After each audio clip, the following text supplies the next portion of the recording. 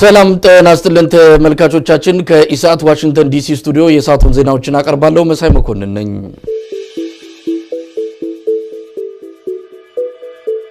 የግብጽ መንግስት ኢትዮጵያ ላቀረበችው የተቃዋሚ ኃይሎችን ትደግፋላችሁ ቅሬታ ይፋዊ ምላሽ ለመስጠት በመዘጋጀት ላይ መሆኑን ሰኞ ዕለት አስታወቀ።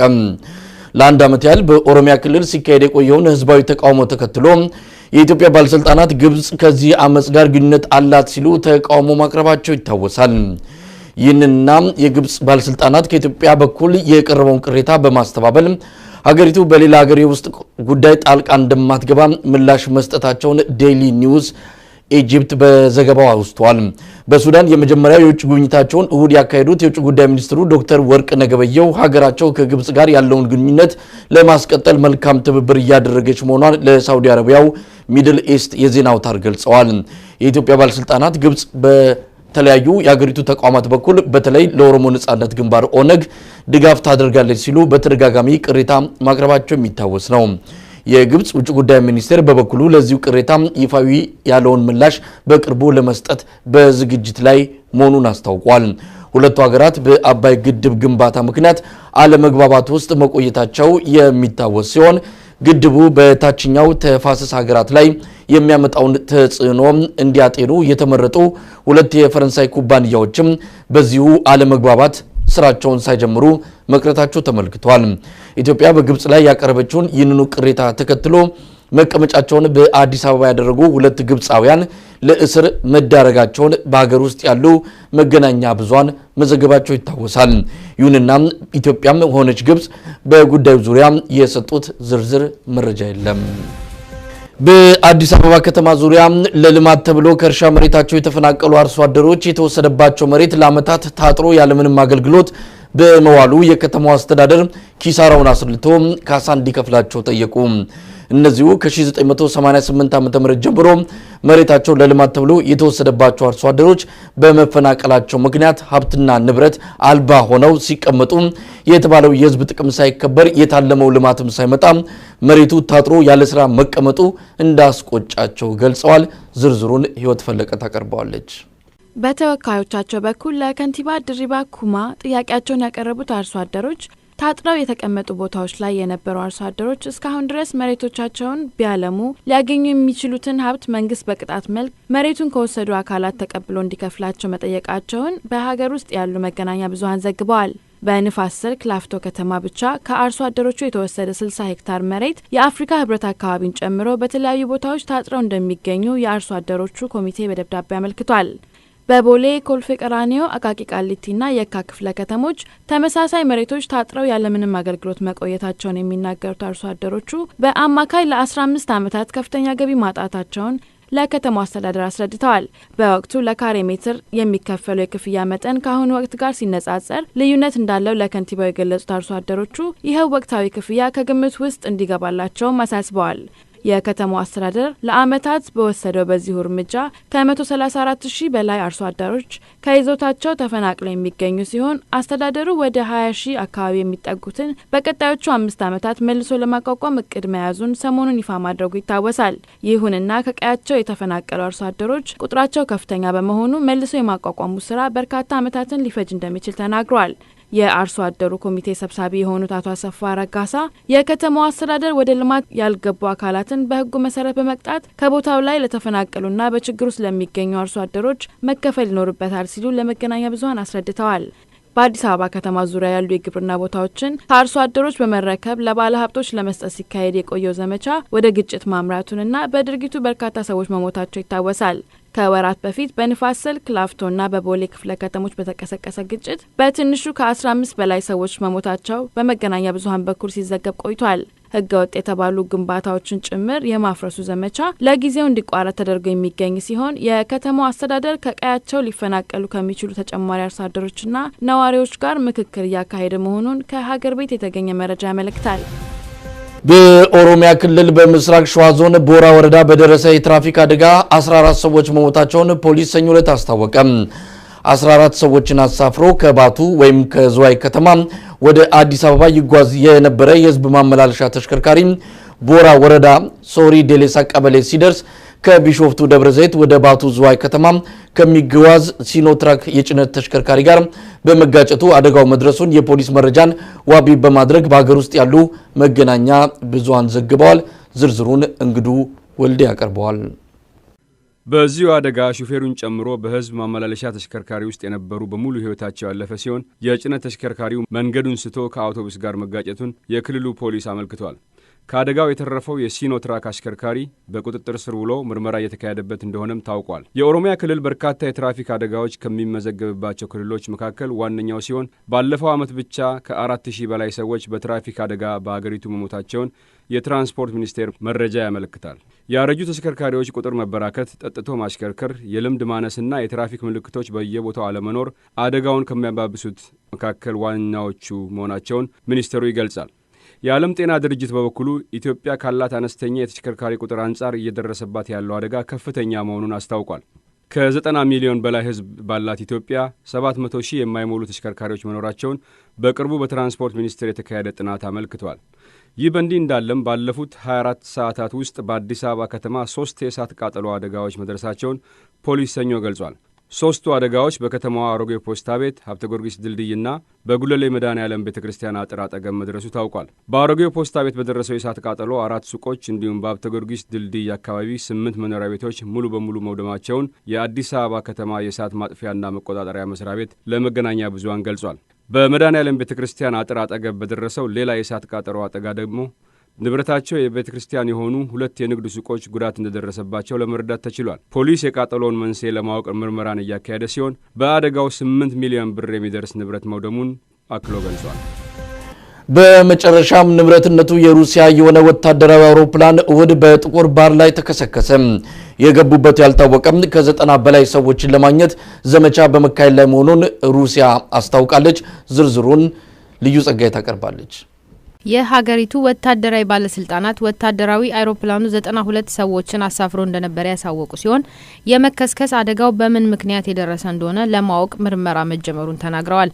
ከ100 የሚበልጡ ጥልቅ ዋናተኞችን ጨምሮ መርከበኞች፣ አውሮፕላኖችና ሄሊኮፕተሮች በነፍስ አድንና አውሮፕላኑን ለማግኘት ጥረት በማድረግ ላይ ሲሆን በስካሁኑ ፍለጋ የ11 ሰዎች አስክሬን መገኘቱ ታውቋል። መንገደኞቹን በነፍስ የማግኘት እድል ተስፋ አስቆራጭ እንደሆነ የሚናገሩት የነፍስ አድን ሰራተኞች ከ11ዱ አስክሬን በተጨማሪ 154 የሚደርሱ የሰውነት ክፍሎች መገኘታቸውን ይፋ አድርገዋል። የሩሲያ የመከላከያ ሚኒስቴር ቃል አቀባይ የሆኑት ሜጀር ጀነራል ኢጎር ካናሼንኮቭ የፍለጋው ዘመቻ ለ24 ሰዓት ያለማቋረጥ እየተካሄደ እንደሚገኝ ገልጸዋል። በፍለጋው የተገኙት 10 አስክሬኖችና 86 የሰውነት ክፍሎች ወደ ሞስኮ በመጓጓዝ ማንነታቸውን የመለየት ስራ እየተካሄደ መሆኑን ቃል አቀባዩ አክለው አስታውቀዋል።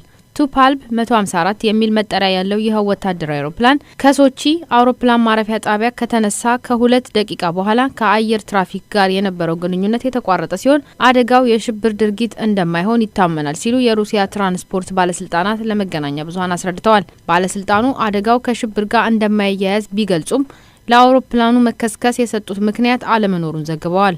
መነሻውን ከሞስኮ አድርጎ የነበረ ወታደራዊ አውሮፕላኑ በሶቺ ከተማ ነዳጅ ለመሙላት አርፎ እንደነበር የሚናገሩት ባለስልጣናት መንገደኞቹ በሶሪያ ለሚገኙ የሩሲያ ወታደሮች የሙዚቃ ዝግጅት ለማቅረብ በማቅናት ላይ እንደነበሩ ገልጸዋል። የአደጋውን መድረስ ተከትሎ ሩሲያ ሰኞ የሀዘን ቀን እንዲሆን የደነገገች ሲሆን አደጋው የደረሰበት አውሮፕላን ላለፉት 33 ዓመታት ጥገናዎች እየተደረጉለት በአገልግሎት ላይ እንደነበር ታውቋል። ሩሲያ አውሮፕላኑን ለሲቪል አገልግሎት የማትጠቀመው መሆኑን ተነግሯል። ይሁንና ቱፓልቭ 154 የተሰኘው 50 አውሮፕላኖች በአሁኑ ወቅት በሩሲያና በጥቂት ሀገራት ውስጥ አገልግሎት ላይ እንደሆኑ ለመረዳት ተችሏል።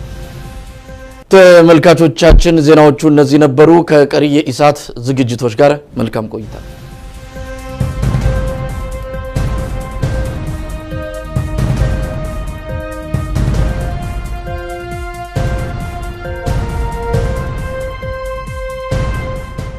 አካባቢን ጨምሮ በተለያዩ ቦታዎች ታጥረው እንደሚገኙ የአርሶ አደሮቹ ኮሚቴ በደብዳቤ አመልክቷል።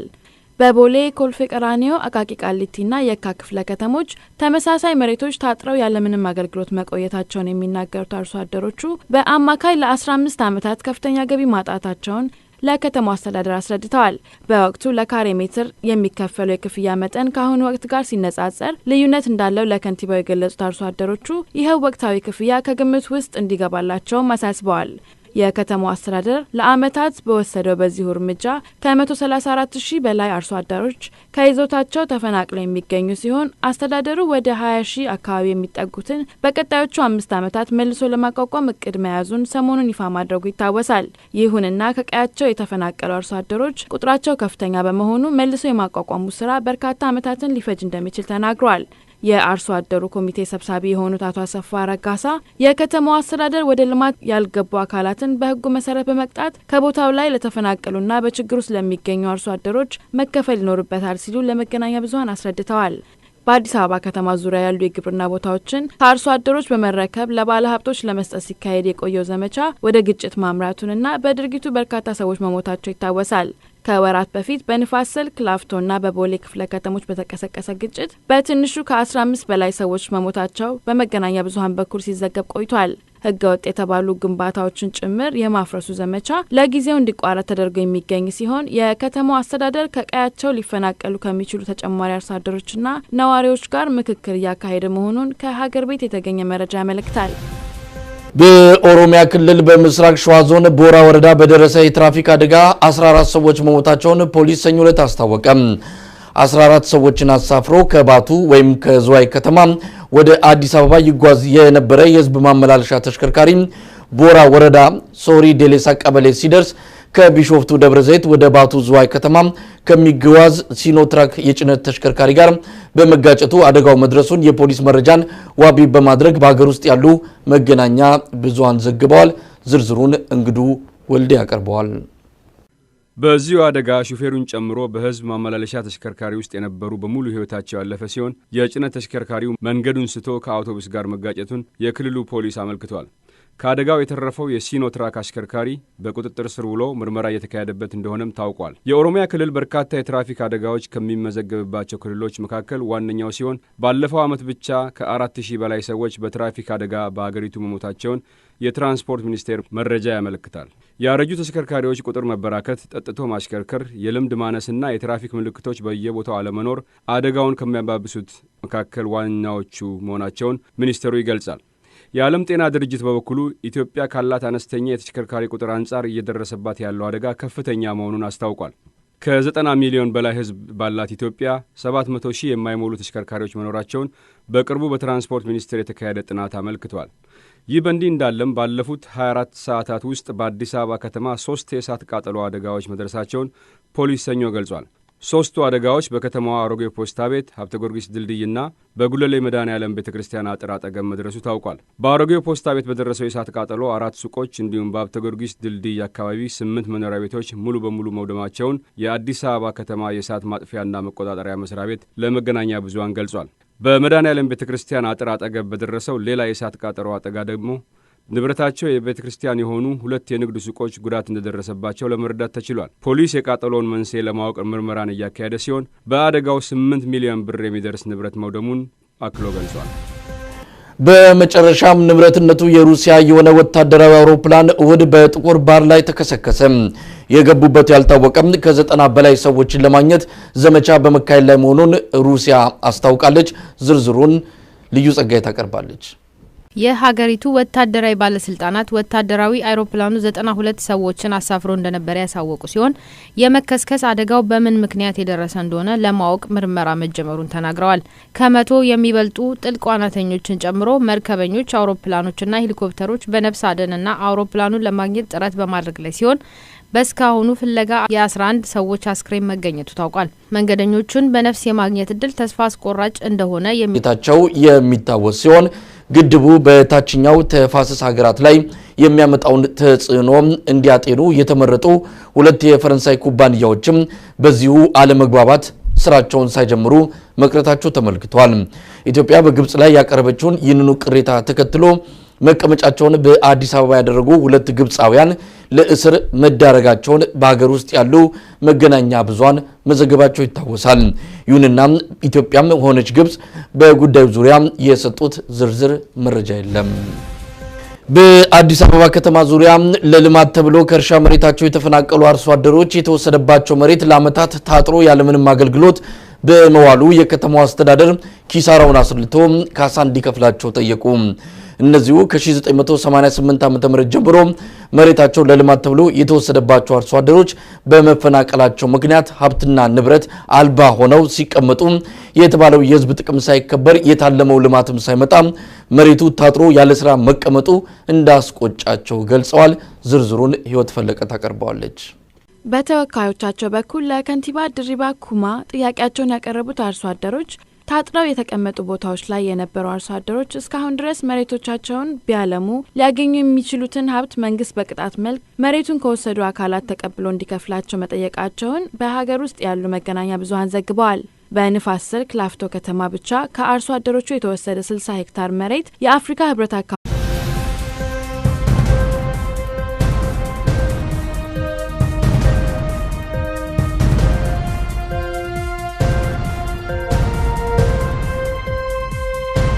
ሰላም ጤና ይስጥልን ተመልካቾቻችን፣ ከኢሳት ዋሽንግተን ዲሲ ስቱዲዮ የሰዓቱን ዜናዎችን አቀርባለሁ። መሳይ መኮንን ነኝ።